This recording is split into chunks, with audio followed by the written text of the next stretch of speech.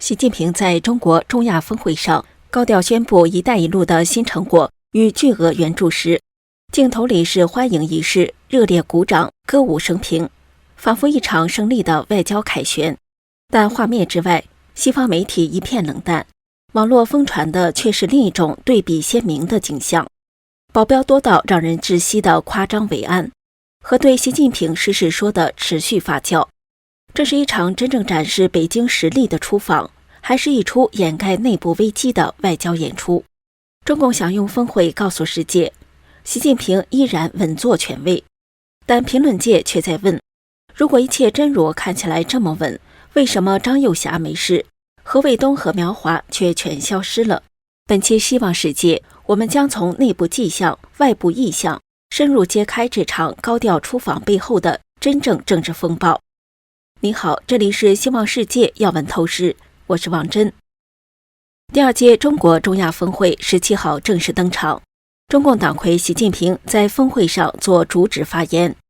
习近平称，2年来，中国同中亚国家共建“一带一路”走深走实，贸易额增长35%，各方面合作积极推进。中共提供的一揽子金融支持项目正在全面落实。习近平还宣布，中方愿在今年向中亚国家提供15亿元人民币无偿援助，并且愿在未来2年向中亚国家提供3000个培训名额。他也在此不点名批评美国，称关税战、贸易战没有赢家，单边主义、保护主义、霸权主义注定伤人害己云云。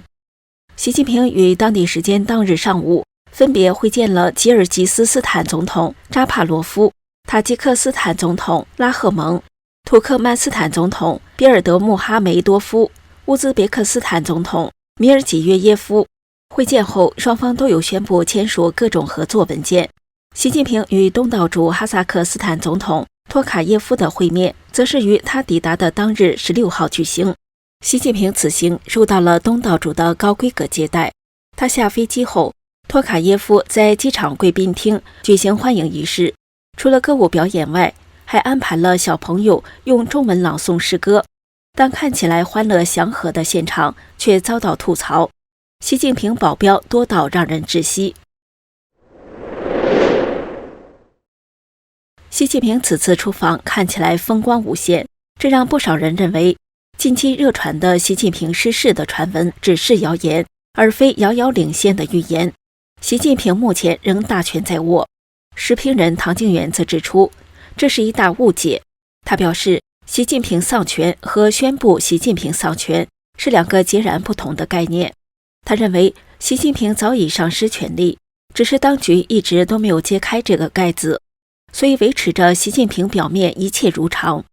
唐静远分析，当局没有揭盖子的原因主要有2个，一方面，他们需要为构建后习近平时代完成诸多安排，尤其是谁来接班，必然涉及到各大权贵、各大派系权力的分瓜，这肯定需要大量的时间来进行幕后各种谈判妥协，最后达成一个平衡。第2大因素就是，他们需要通过一定的时间来逐步铺垫，减少习近平下台造成的震荡和冲击，以实现平稳过渡。唐静远指出，真正衡量习近平有没有丧失权力，最过硬的指标就是军权在谁手里。光是看看许其亮突然莫名其妙过世，何卫东和何鸿钧也都被曝离世，而当局没有任何辟谣的动作，就这冰山一角就足以说明问题了。有观点认为，习家军很多人被一锅端，是习近平自己干的，因为他疑心太重。但这种观点没有办法解释一个最基本的事实，就是为什么公开蔑视习近平的张又侠以及张又侠派系的人马全都没事，而且习近平的人被抓了以后，接替者全是张又侠的人马。台湾大学政治系名誉教授明居正在政论节目中表示，苗华、何卫东等习近平的亲信纷纷出问题，让他联想到4月初中共中央中组部部长李干杰和统战部部长石泰峰职位对调，让他感觉莫名其妙。这种事情过去没有发生过。中组部是负责中共所有的高阶人士的，如果动了这个人的话，那表示说高阶人士的安排是不是不在你手上了？所以大家有这么多的怀疑。明居正表示，虽然有些消息没有得到证实，有些只是传闻，我们为什么认真对待呢？因为有太多不正常现象冒出来。但他也提出2个反证，证明习近平可能没有失去权力，或者至少没有全部失去。一个是中共政治局委员李书磊6月初主持网络安全大会，他提到了习近平的重要指示。2是中共中央办公厅和国务院办公厅日前联合发了一个有关深圳改革的意见稿，其中再次强调习近平精神。一般来说，如果他真的失去权力的话，这2次会议其实不需要这样讲。明居正说，现在只能够告诉大家，我们还要往下看，无论习近平仍大权在握，还是被动配合演戏，他的言行反映的当然还是北京当局的意图。美国总统川普祭出关税大棒后，习近平先后走访了东南亚、俄罗斯、中亚。中国人民大学国家发展与战略研究院研究员李庆四向中央社表示，目前川普不确定性加剧影响全球的背景下，加强周边外交是很好的应对。新加坡国立大学政治学系副教授庄家莹则表示，北京一直在寻找美国围堵的突破口，经过上海合作组织的成熟管道，判断这次峰会是加强突破围堵的途径。此次中国中亚峰会和七国集团领导人峰会同一天登场，被指可以和G7互别苗头。中共官媒极力造势，企图凸显习近平的影响力。然而此次峰会却遭到西方媒体的冷遇。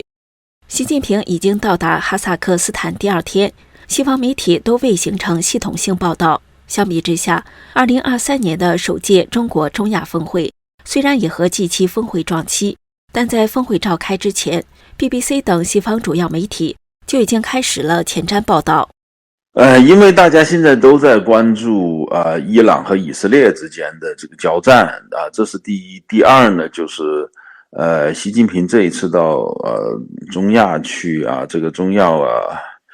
C+C5 中国中亚这6国的峰会，它没有什么太新的东西。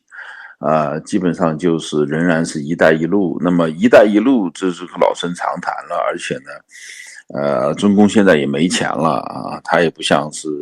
2023年的时候，中国中亚峰会那个时候，习近平可以大笔一挥